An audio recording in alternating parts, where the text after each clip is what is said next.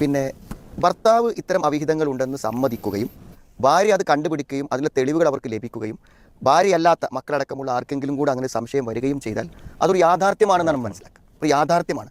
അപ്പോൾ ഇത്തരം യാഥാർത്ഥ്യങ്ങളിൽ ഭർത്താക്കന്മാർ മനസ്സിലാക്കേണ്ട ഒരു കാര്യം എന്ന് പറഞ്ഞാൽ, ഒരു ഭർത്താവിൻ്റെ കാര്യത്തിൽ ഒരു വ്യക്തി എന്ന നിലക്ക് അയാൾക്കുണ്ടാകുന്ന ഏറ്റവും വലിയ നഷ്ടം അവിഹിതത്തിലൂടെയാണ് സംഭവിക്കുക. ഏറ്റവും വലിയ നഷ്ടം.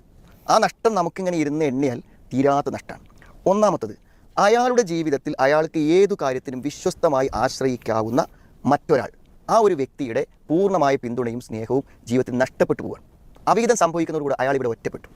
നമുക്ക് വിവാഹിതർക്കെല്ലാം ഒരാളുണ്ട്, ഭാര്യയ്ക്ക് ഭർത്താവുണ്ട്. ജീവിതത്തിൽ ഏത് സന്ദർഭത്തിൽ ഒരുപക്ഷെ നമ്മളൊരു ക്യാൻസർ ഹോസ്പിറ്റലിലോ മെഡിക്കൽ കോളേജിലോ കിടക്കുകയാണെങ്കിൽ എല്ലാ ആളുകളും വിവരം അന്വേഷിച്ച് പോയാലും അവിടെ നിൽക്കുന്ന ഒരാളുണ്ടായിരിക്കും. മരിച്ച കബറിൻ്റെ അടുക്കിൽ നിന്ന് പോലും അവസാനം പോകുന്ന ഒരാളാണ് ഭർത്താവ് അല്ലെങ്കിൽ മക്കൾ, ബന്ധുക്കൾ. അപ്പോൾ ഇങ്ങനെയുള്ള ഒരു ബന്ധം എന്ത് ചെയ്യാണ് ഇയാൾ നഷ്ടപ്പെടുത്തുകയാണ് ചെയ്യണം. ആ നഷ്ടപ്പെടുത്തുന്നതിലൂടെ അയാൾക്ക് മറ്റൊന്നും നേടാനുണ്ടോ?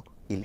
ഈ ആരുടെയെങ്കിലും ഭാര്യമാരായിട്ടുള്ള എവിടെയെങ്കിലും കിടക്കുന്ന ഏതെങ്കിലും സ്ത്രീകളെ ആഗ്രഹിച്ചിട്ടോ അല്ലെങ്കിൽ അതിനുവേണ്ടി പരിശ്രമിച്ചിട്ടോ ചാറ്റ് ചെയ്തിട്ടോ എന്ത് പ്രയോജനമാണ് അയാൾക്കുള്ളത്?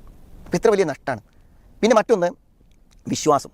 അവിടെ വിശ്വാസം നഷ്ടപ്പെട്ടു പോവുകയാണ്. കാരണം ഭാര്യയ്ക്ക് പിന്നെ വിശ്വാസം ഉണ്ടാവില്ലല്ലോ. പിന്നെ മക്കൾക്കൊരു പിതാവില്ലാതാവുകയാണ്. കാരണം നമ്മുടെ വാപ്പ ഇങ്ങനത്തെ ഒരാളാണെന്ന് മനസ്സിലാക്കുന്നതോടുകൂടെ അതോടുകൂടെ എന്ത് ചെയ്യും, ആ വാപ്പയെ എങ്ങനെ റെസ്പെക്റ്റ് ചെയ്യാൻ കഴിയും?